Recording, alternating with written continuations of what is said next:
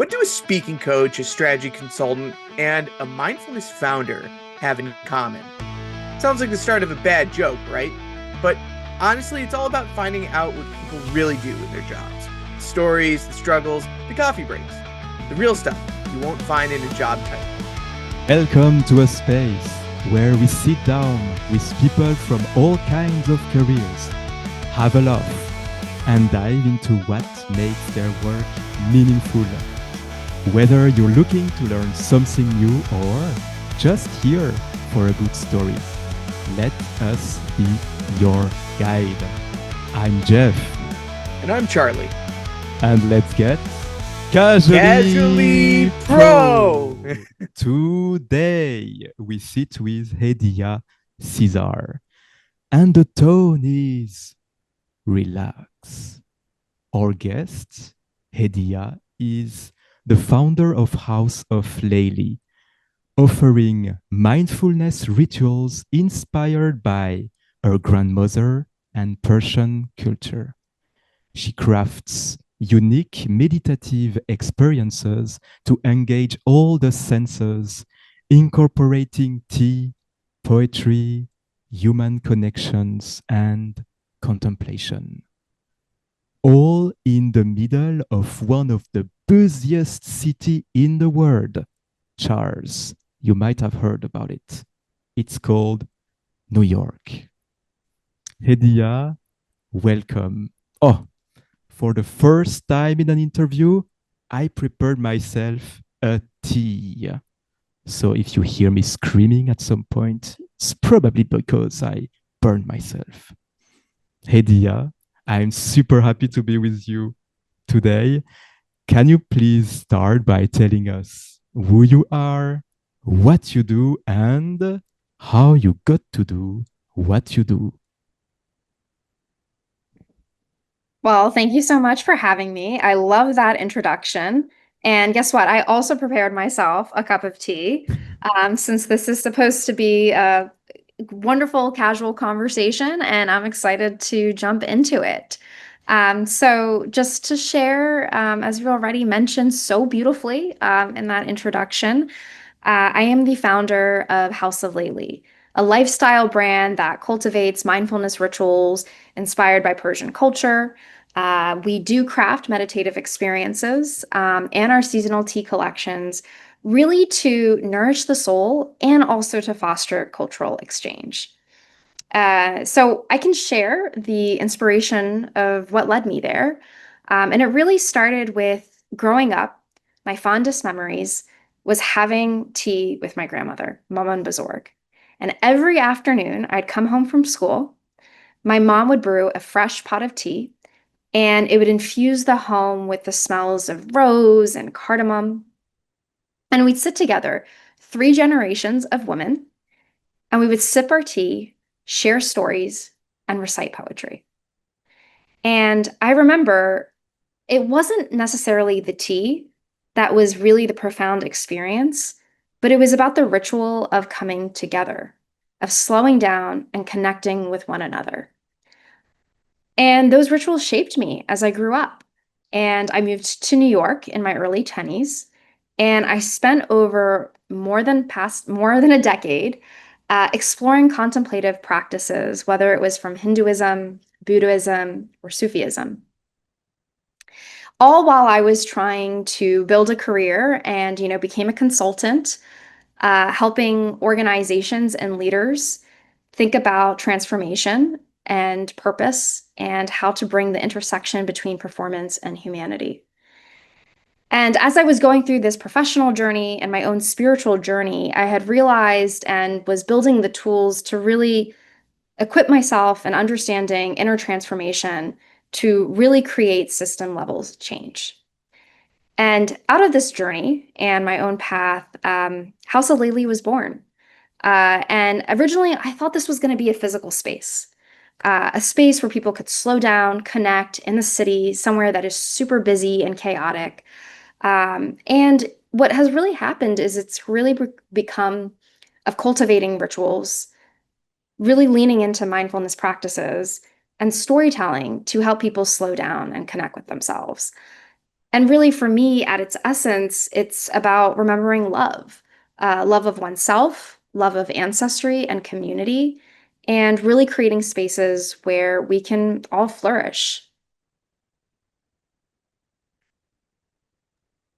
Wow, that's great. I have such an interesting relationship with mindfulness, because of every single person that I know, I am objectively the worst at it.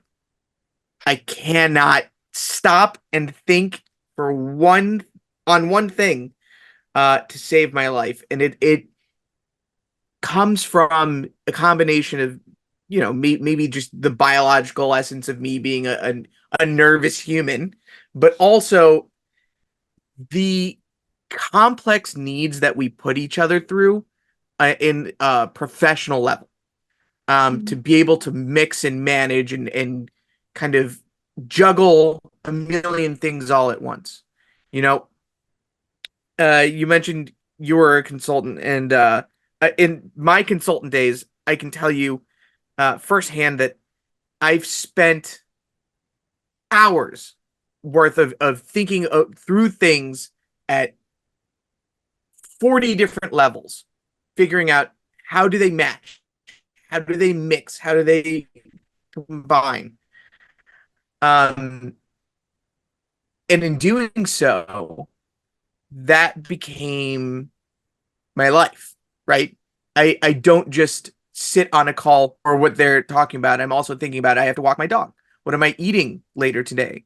How am I going to explain to my wife that the garbage disposal isn't working? Like there are a bunch of different things that go on. So I think there's a real need for something like mindfulness practice and meditation. Tell us a little bit about what got you to that point where you were thinking to yourself, okay, this isn't just a practice for me. This could be a practice for other people that could bring people together, instead of just being a couple of lines of esoteric value in a book or something like that. Yeah. Well, it's really hard to find the time and to slow down. And I'm a victim of that as well. I have a lot of anxiety. I am someone who thinks a million things at once.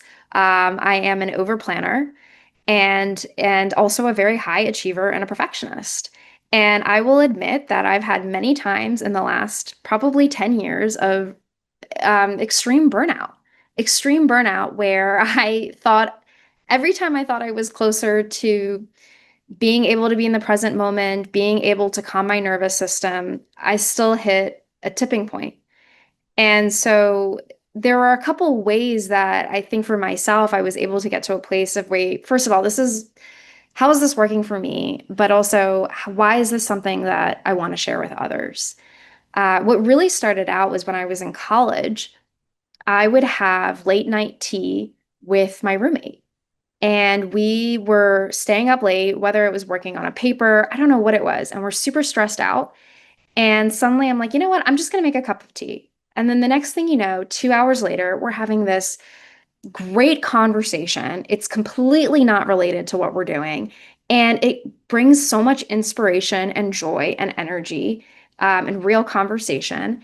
And it was this opportunity to slow down. And many ways, tea is really a metaphor for that. The heat that it's like hot, you're holding it in your hand. You have to be slow in the process of drinking it. And it's almost like the same metaphor of how you embody yourself is like taking time to really slow down and be in a conversation, and being in the present moment. And when I found that that was really useful for me, I just started actually just having more conversations with people over a cup of tea. And from there, I realized, well, that is not necessarily enough. I also need that moment of silence to really center and to really slow down. And when I was at a point of really extreme burnout and I took some time off from work, I came across a lot of people that were really also struggling to find ways to center. And something that sounded really in common as an anchor point was grounding yourself back into your body, back into your senses. And something that was working for me I had noticed in conversations was something that other people were really craving to slow down their mind. And so that's what really encouraged me just to go deeper and starting to create experiences that really was a full bodied experience of a meditation. And to allow others to engage in that and invite them into that so that they can have that ability to really reconnect with their bodies. Wow, that's uh, that's a lot. I share this, when you take the time to go slower, to appreciate life, to just walking in the forest and those kind of little things that we tend not to do when we are extremely busy. What's funny is that usually after just 30 minutes or 1 hour of slowing down, you realize that if you run all the time, you just go past the meaning of life. You missed something important because of course, yeah, you want to achieve things, you want to do things, but if you never take the time to slow down, you can't even appreciate life as it is and what you do.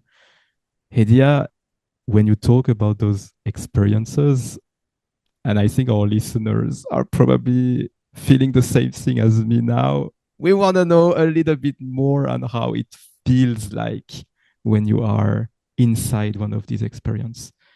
Do you have any image or moment that you could tell us about? Like, if I were now in the middle of one of these experiences that you create, what would I see? What would I feel? What would I hear? Uh, can you give us this feeling of what it is to be inside? Well, I think the first image that came to my mind right now was a fireplace. Uh, and the reason for that is it's this feeling of warmth. As you're drinking your tea right now, you're getting that sensation of warmth as you sip that tea and it's, you're feeling the sensations and the taste in your mouth and it's going into your body, into your stomach. There's a sense of warmth as if you're being hugged. And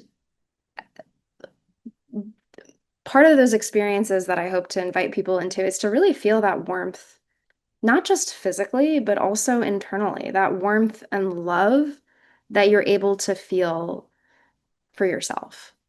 And part of the meditation and the practices that I invite people into is to use maybe that sensation of warmth to start using your cup of tea to really slow down, to really be able to smell the aroma or the fragrance of whatever you're drinking, to really able to feel the heat at the tip of your fingers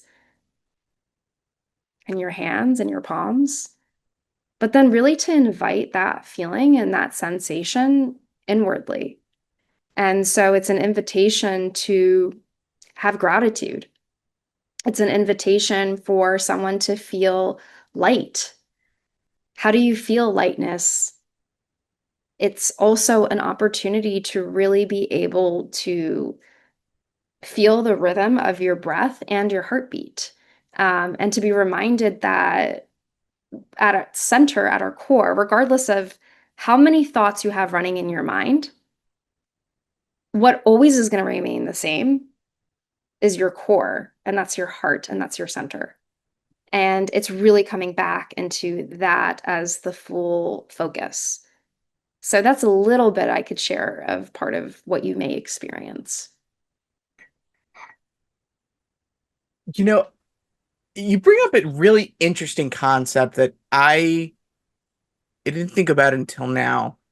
That when you, or I guess when we imagine uh these scenarios of deep concentration, mindfulness, slowing down, I think that the idea of saying slowing down is almost a misnomer, right? Because the idea is that you take time to concentrate and be present in the moment, but that doesn't mean you have to do it through kind of like a slow method of being, right? So we both live in New York. We both know very full well that it's really, really easy to piss off any New Yorker by walking slow. Because New Yorkers walk with purpose. We got to get from A to B. There's nothing in between us. But I keep thinking about, okay, in the process of doing that, right? In a New York walk, a New York minute, is there a possibility of using that time to ground yourself?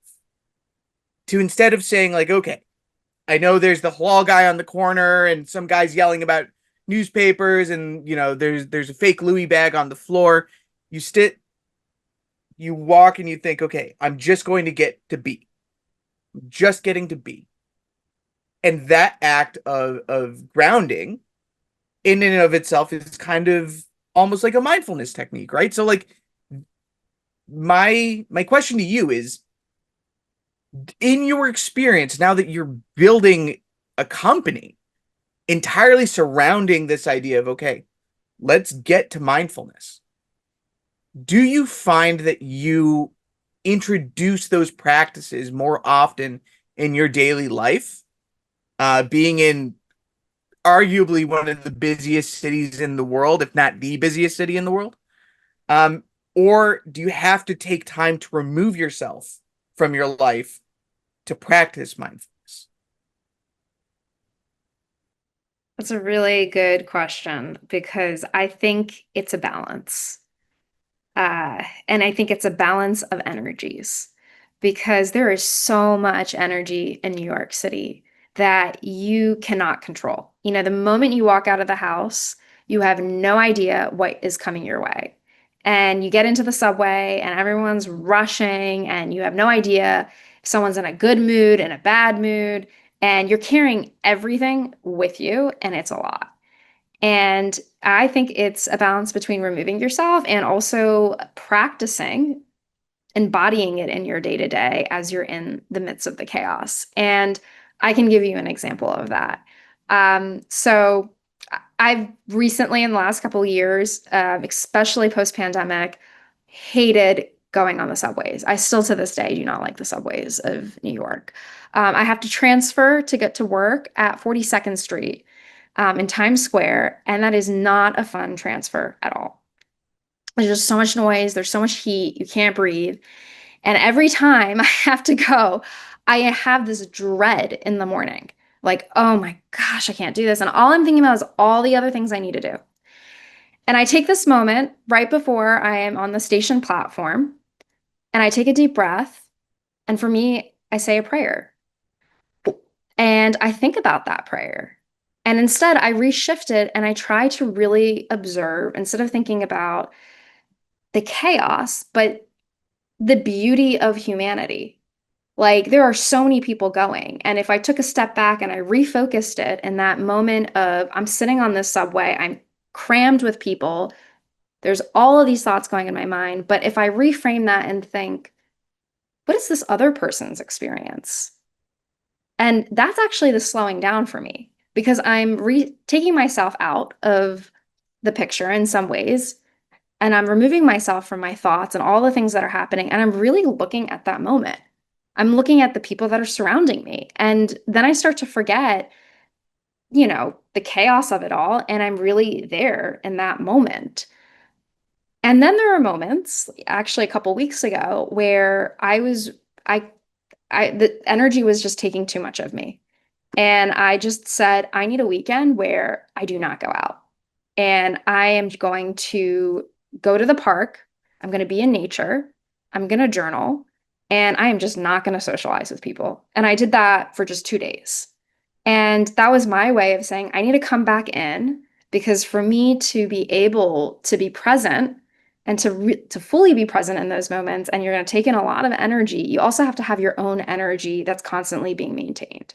And so I think it's a balance of trying to do it in the day to day and also at the same time kind of retrieving and coming back and finding those methods that allow you to really center yourself. Oh, that's very interesting. By the way, I'm this very annoying guy who, when he's in New York, is just walking very slowly, is looking around. And then when you think he will go straight, he turns right at the last moment because he saw something interesting in the street. And my trip to New York, you might be interested to know that I felt completely relaxed for my whole time in New York. And I even remember thinking, wow, I rarely felt so relaxed in my life. And I live in a very small city. It's probably more than 100 times smaller than New York. And I can relate to those little things that can trigger some stress, like someone who doesn't give you way when they should, or very little things, which make me think that the stress doesn't come from the city, but it comes from ourselves. And from what you said, Edia, yeah, when you take the time and you do something else, and when you don't have to this big to-do lists that you want to achieve very fast and go to this point B as soon as possible, then it's a lot of the stress goes away.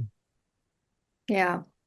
A lot of the stress goes away. And also, it's okay if you are stressed. I think a lot of the time we get overwhelmed with thinking, oh, why do I feel this way? And I shouldn't feel this way. And then you get into this narrative of, oh, I shouldn't feel this way. And that just like exacerbates and makes you more stressed instead of giving yourself the grace of acknowledging, I have all of these things to do. And right now, in this moment, I'm going to just do this one thing. And I promise myself I'm going to get to the next thing. And so it's also about how do you build your own narrative in your own mind, and coach yourself through that process of getting and navigating through the things you need to get done.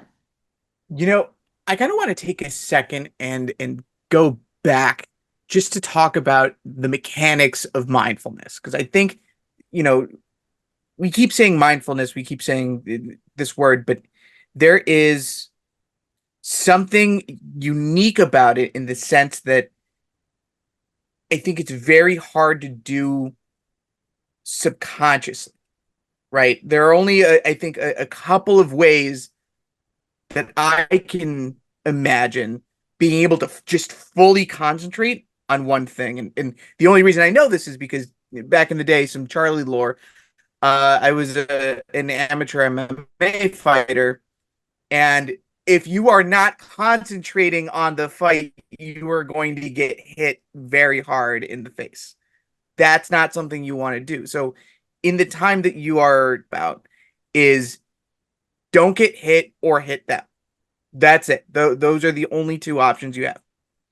But when we are kind of like faced with daily life and the building anxieties of just, being a normal human being, we have to sit down and think, how do I stop thinking? How do I stop, pushing that on me? So I guess going back to the original thing, mindfulness, how would you define mindfulness and what are the kind of parts of it that you can recognize through kind of your work or your practice, and maybe we can go from there. Yeah. So the way I see mindfulness, and by definition, it's really the practice of paying attention to the present moment. And that's really with curiosity, openness, and no judgment to others or to oneself. And I think a way of being able to practice that is also being really aware of, in many ways, your thoughts, but also your feelings and your body, your bodily sensations. And I think that's something that sometimes we forget a lot about. So there's many different techniques that can allow you to really find yourself in that present moment. Meditation is something where that is really you're slowing down, you're sitting there, perhaps maybe in silence and something of comfort, and you're actually really observing those thoughts and feelings, but it's without judgment. It's like a cloud that's passing by and you're noticing it and you're seeing it, but you're like, I'm not going to dwell on it. That is really the distinction. Or it's like taking a walk and you're really focusing on your walk. You're not thinking about the things that are going in your mind and your to-do list, but you're really actually focusing on this sensation of walking that, how does it feel for my foot to hit the ground? And how does it feel when I hear, the sounds of the birds as I'm walking by? It's, the similar example of, in the practices that I cultivate that are really focused on how does it really feel in the body to have a cup of tea? How do you really feel that sensation of heat, the taste of it, the smell of it? And so that is really where you're reshifting and being in that present moment is really centering into um, your bodily sensations and those feelings that come from it. Before, when you told us about what it feels when we are in one of those experiences, and you said when you drink a thing of tea, and coincidences are sometimes great because that's just what I did before, and I could feel this heat. And it's true that you don't necessarily notice it when you drink a tea non-mindfully. You're just drinking a tea or just drinking a coffee. It's completely different than smelling the aroma, taking the time, looking at the beverage, and then how it feels. It's completely different. And it reminds me one time I did that in a forest. I was walking and consciously focusing on the sounds, on the colors, on what it feels. And so the funny thing is that at some point I got a very good idea for my business that I'm still extremely grateful today. So if you're listening to this and you wonder, is there any ROI in terms of money to mindfulness? I'm pretty sure there is, because many times you get ideas when you do something else, when you focus on something else. But to go back to the to the topic without trying to put this ROI notion on it, it's what I felt when you describe the experience. Suddenly, we have those interviews with Charles every week, usually, sometimes even twice a week, and it's rare the times when I feel really mindful that I am in the conversation with two people, and I really have this at this meta level of realizing, and I realize it's a lot more fun with awareness. So I love that because the topic of today enables this state, and it's really enjoyable to be in this state. And I'm pretty sure that listeners who are now listening to this are all also automatically put in this state, because one of the main secrets to be in this state is to be reminded of it. I think one of the hardest thing when it comes to living in the present moment is to remember to live in the present moment. And those experiences are the ones that remember you. And I imagine, Hediya, in your case, since it's something that you teach us, it's something that's an integral part of your life, you must be in this mindful state a lot. I don't think so. My own practice. I'm still also living in New York and working full time and still trying to balance health and cultivating relationships. So I think everyone is in their own journey and they're in a different phase of their own journey, and it just really ebbs and flows. I think really for myself, maybe I'm more thoughtful about it. Maybe I have to be more intentional because it's something I really care about. But that doesn't mean I'm able to do it every day, every minute. And I have to kind of really recenter myself back and remind myself, oh, wait a second.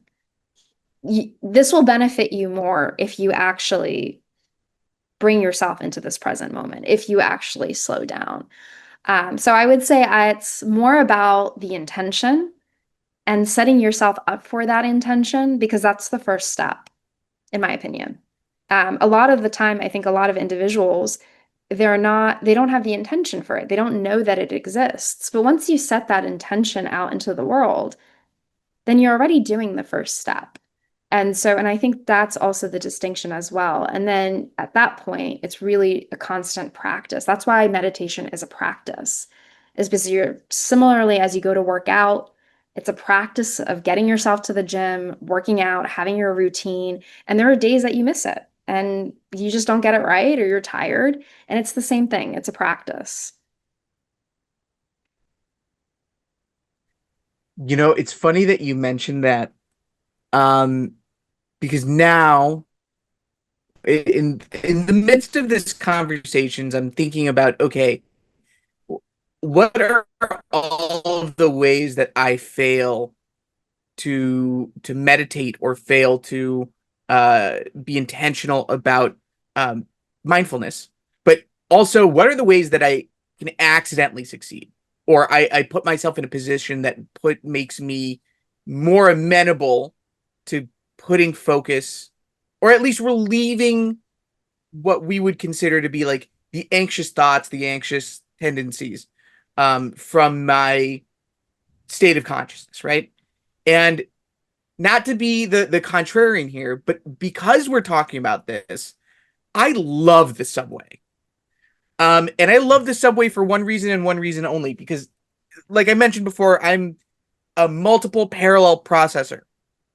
And when you're on the subway and you're standing, and you have your headphones on, you're listening to music, that's one channel, right? You're paying attention to the music. You're trying to keep your balance and holding onto the bar, and so you don't end up face planning when someone stops too hard, and that's another channel. And then you're also just paying attention to people around you because people are coming in, they're coming out, you don't know if there's going to be, a million different things. I mean, it's New York, so anything can happen. And as I'm doing all of those things, right, as I think a normal person would be like, okay, that's way too much to pay attention to. That's a lot. For me, it's like I have to do those things. So they take up slots in my head. Mm-hmm. And so I'm less prone to start thinking about, okay, I have this huge project coming up. What if I blow it? Or, a family member is sick in the hospital. What if they don't get better? I relieve myself by filling those slots with things that I have to pay attention to there in the moment. And while that is not maybe the conventional sense of meditation or of mindfulness, um, I think that's the essence, no, of creating a space or an intentional situation in where you replace the thoughts of uh, daily anxiety with I'm just going to focus on this thing. So I guess with that in mind, going maybe back to your business and these collections of things that you're putting together, I think people really forget about using aids, right? Like it's not enough to sit in a quiet room and just not think. I think people who can do that astound me. That is a superhuman level of concentration that I have not even come close to mastering yet. But I think when people think about meditation, maybe they think, okay, scented candle, some nice music, cup of tea, right? What are some aids that you like using that you find effective, that you see maybe are really effective for other people? And maybe how do you integrate those things into your business and the kind of experiences that you curate for people? Yeah. Well, Charles, thank you for sharing that because I think from that experience of that reframe of being in the subway, I do think that's a mindful practice. I think it's that intentionality of you choosing to be in that present moment and seeing your environment, really feeling it and being so aware that, to your point, you're not thinking about all those other thoughts that you have that's going on in your mind that might not be relevant. Well, I mean, it is relevant for you, but in that moment, if you were thinking about all those things on top of all of the other energy and the chaos of being in that city, that is what's overwhelming you in many ways. So I personally think maybe some people think that's unconventional, but I really think it's in everyone's own journey of really what works for them. And I think that is a way of slowing down, actually. Um, and I do the same similar thing as well, because that's helped me cope in many ways of wanting to be on the subway. For example, in terms of like what are the aids, it's many of the things that you've shared. So in a typical House of Leyli meditative gathering, in our most traditional experiences, the practice that is curated, and first of all, it's really inspired by a lot of Persian culture and also of practices within Sufism. Now, it's not completely defined by the culture. This is not something that I would say every Persian in their household is doing. This is not something that maybe is common, but these are inspirations and influences that was passed down to me ancestrally, and I have been able to interpret and try to bring it into a more modern sense for other individuals to connect with them. And so what you will experience is really the aids of your cup of tea. Individuals are coming together and they are going to be handed a cup of maybe it's our own signature blend of House of Leyli tea, which is infused with rose, cardamom, saffron. And what that really is aiding with is also not just that sensation of heat that we've talked about, or the sense of actually drinking the tea, but also of the fragrance, because that is also something when you're talking about scents. So that's being activated. And for some folks, they're actually really engaged in the smell of their tea. It's simple as that, which is surprising. The second thing that we also incorporate and integrate into the meditation, and I guide folks into actually slowing down and having that cup of tea, is music. So I use classical Sufi music. It's specifically actually played with the oud, which is a string instrument. And actually, in many practices and traditions, they almost see the oud and that string as a metaphor of the heart. And when you really listen to it being played, you almost feel like your heart is being strung. There's just something so magical about that music for me personally when I listen to it. And I can just immediately slow down and recenter into my body. And a lot of individuals really resonate with that music. They've asked for participants, do you have a playlist of this? So we put out a playlist on Spotify of just a curation of some of that music, but people really resonate with that music.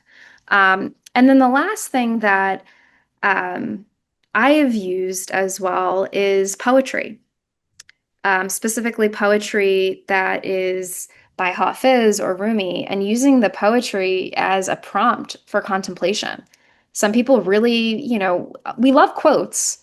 There's always a quote that leaves you a moment to think and be like, oh, wow, I didn't think about that. But how do you use the poem in that sense and create an invitation to go deeper and actually bringing that poem to life for yourself in that moment? So those are some of the aids that I use in my practices. I am also someone who really is drawn to scents. So if I'm able to, I burn a lot of oud and incense. While before I was preparing for this podcast, I did three things to ground myself. I made myself a cup of tea, I burned incense, and I listened to a meditative music for myself. And those were three things that were really quick, but immediately put me and grounded me and centered me to be here in this conversation with you all. Oh, wow. Yeah, so it's all the different dimension of the experience and how you change the environment, because obviously the environment you're in is one of the things and a big one that determines what's going on in your mind. I don't know if you guys already experienced sensorial isolation. Try this. You are in a kind of box or bath. It's water, but with some special salt that makes you float on it, and then they close it. And you don't hear anything. You are floating, so you don't really feel your body, and you're just here with your thoughts. And automatically things slow down. Oh, there is no lights, obviously. And it reminds me what you do as a ritual before, what you did before the interview to put you in this relaxed state of mind. And know that you mention it. Yeah, sometimes I put relaxed music on my computer in order to remind myself to slow down. Because you can do mindfulness like Charles do in the metro, but if you control the environment on top of that, you can get to a place where you're even more relaxed and more here.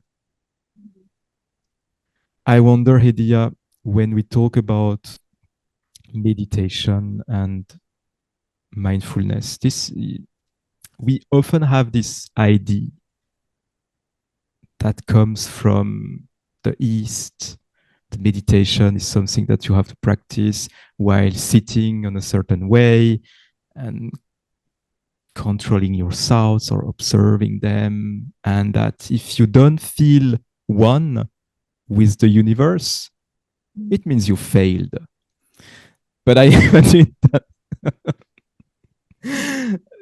first, there is a lot more to that. But when you talk about this mindfulness, is it something that's coming from your culture, the Persian culture?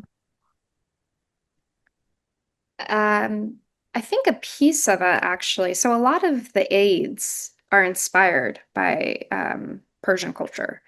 But I think the practice for me personally in embodying it and um, trying to make it a ritual that is maybe on the daily and going deeper is a lot of it is actually inspired by being Muslim.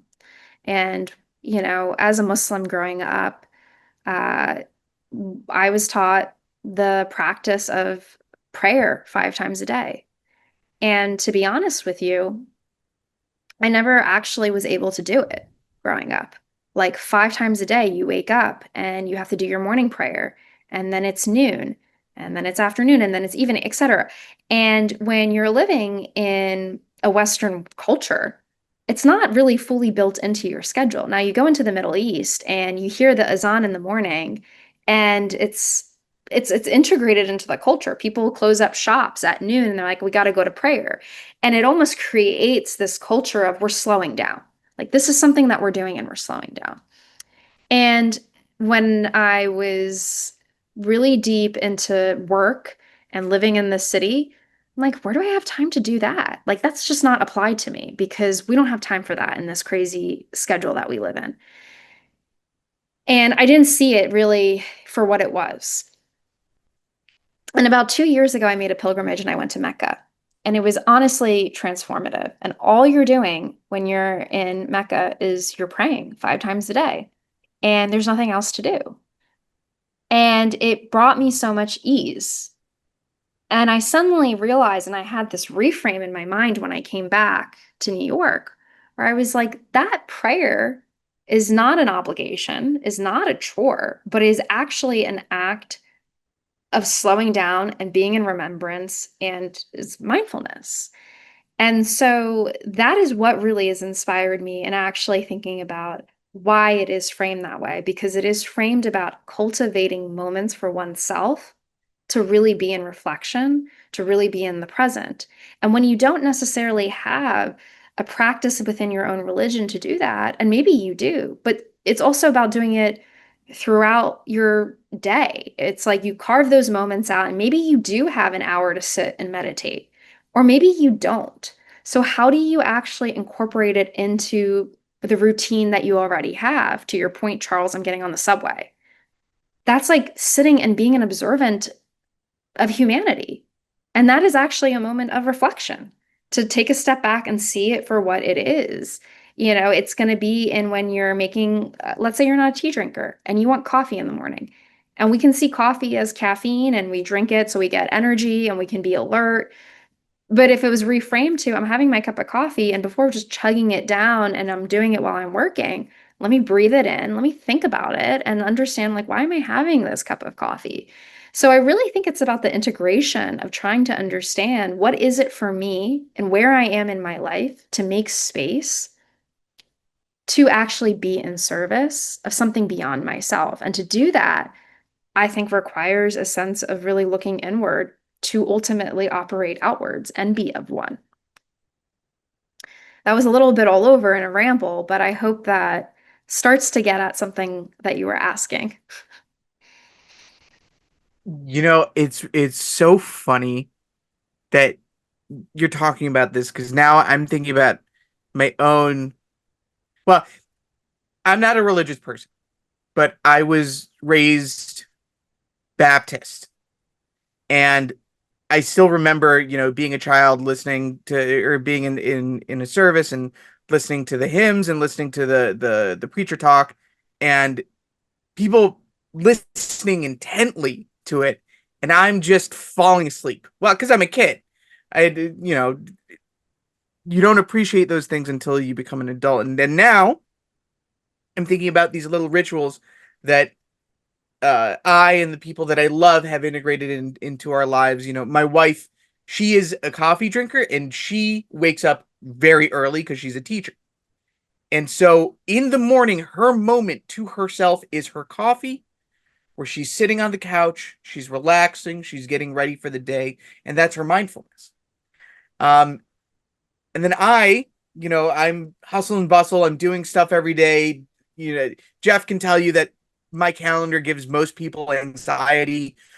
Um, but when I come home and I put my wife and my dog to bed, I sit and I watch a show. I do something that grounds me, that says, okay, you are not moving fast. You're just going to relax for a minute. And then I go off and do whatever I need to do late at night. But there are so many moments that we can take that not only grounds us, but provides a stable foundation for us to build on top of once we get out of it, right? It's not just about preventing panic, preventing damage, but making a space for us to feel secure and comfortable so we can go out and do the crazy stuff when we have that security.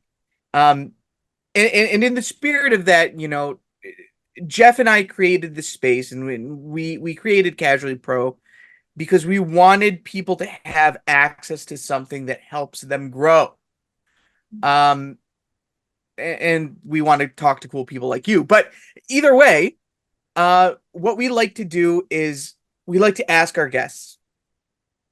You've had a variety of experience in your background and creating your business, but also creating a practice of mindfulness.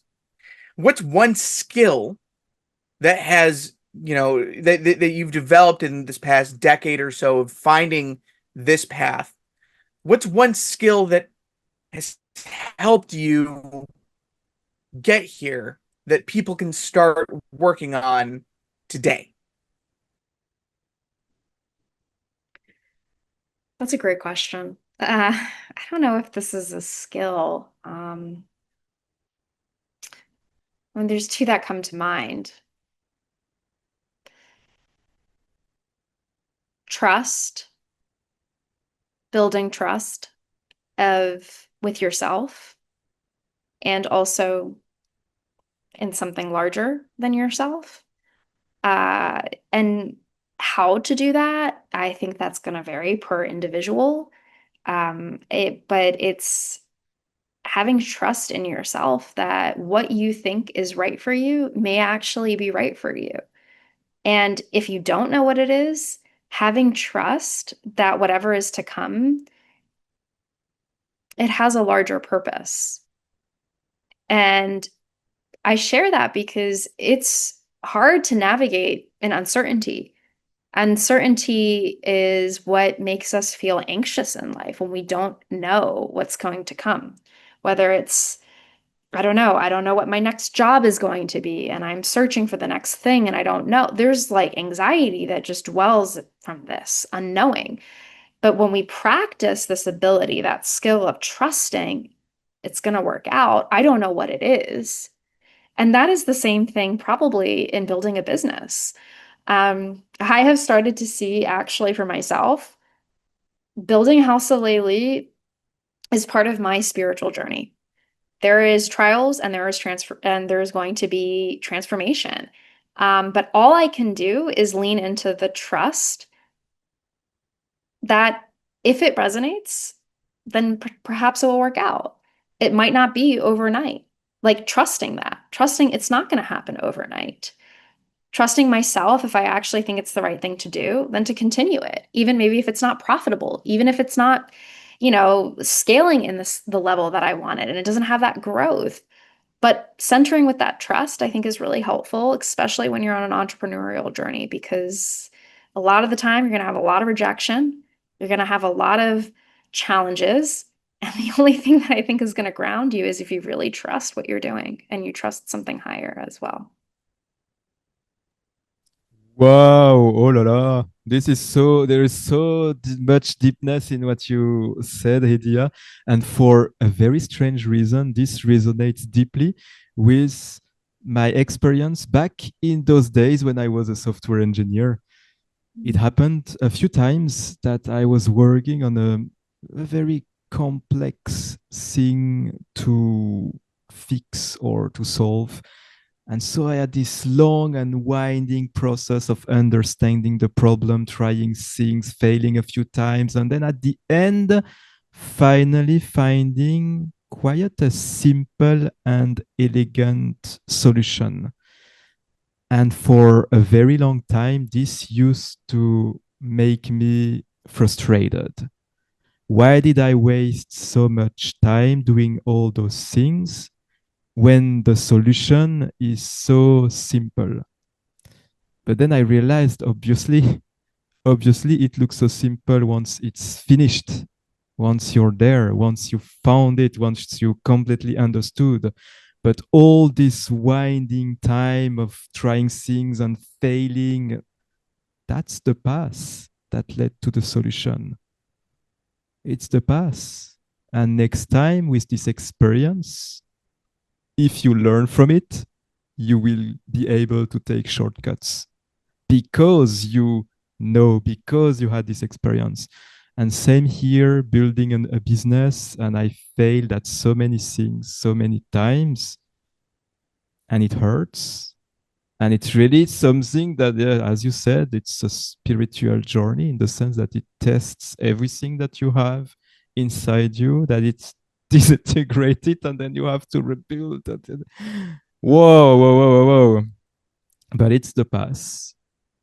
And that's all there is. You are not the one who decide how long or how difficult the path is. The only thing that you can do is use your experience and your knowledge to take what you believe are the best decisions. But if along the way you realize that your beliefs were wrong and that you had some knowledge that was incomplete, realizing this and correcting it is also part of the path. And there were no way to have the knowledge before you had what enables you to get this knowledge. Completely completely on you with this one.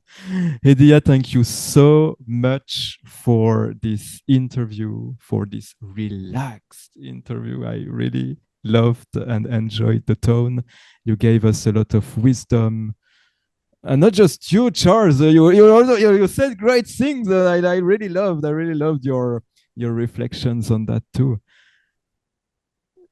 Now I would like to ask you, Hediya, a question that we ask all our guests. I will hand you the magic microphone. And the magic microphone is magic because with it, you can leave a message to everyone on earth.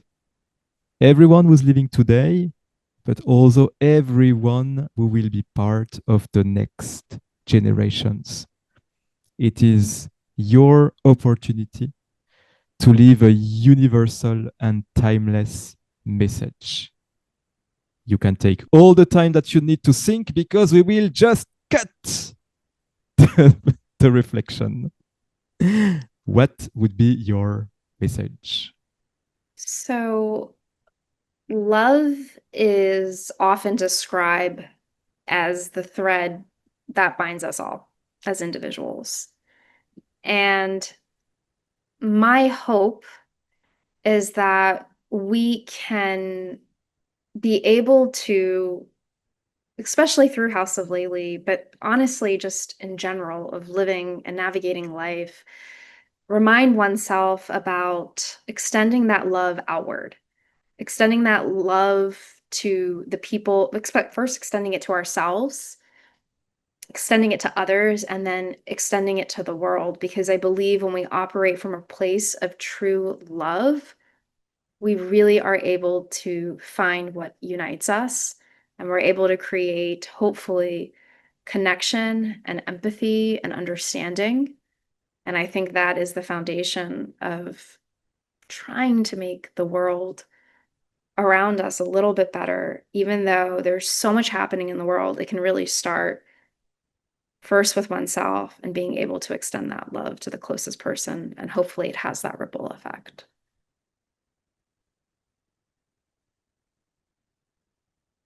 And thank you for having me. This was a beautiful conversation. I am so grateful for the two of you. And I am so excited to continue this conversation as well. Yeah, thank you very much. You beat us to the punch. Oh my goodness. See, that's what being mindful brings out. It brings out your ability to sense what's coming next. No, but Hediya, thank you so much for joining us. This has really been an incredible conversation, and I'm sure a lot of our listeners are going to appreciate the gravity of what it means to take some time to stop, think, and let go. Ladies and gentlemen, if you made it this far, please make sure to like, subscribe, send this to a friend that needs to chill out a little bit, or maybe it's you. And make sure you tune in every Wednesday for a new episode of Casually Pro, where we find incredible people to talk about what they do, what they love, and bring you incredible wisdom like we saw today. All right. Thanks, everybody. Take care. Bye. Thank you. Bye-bye.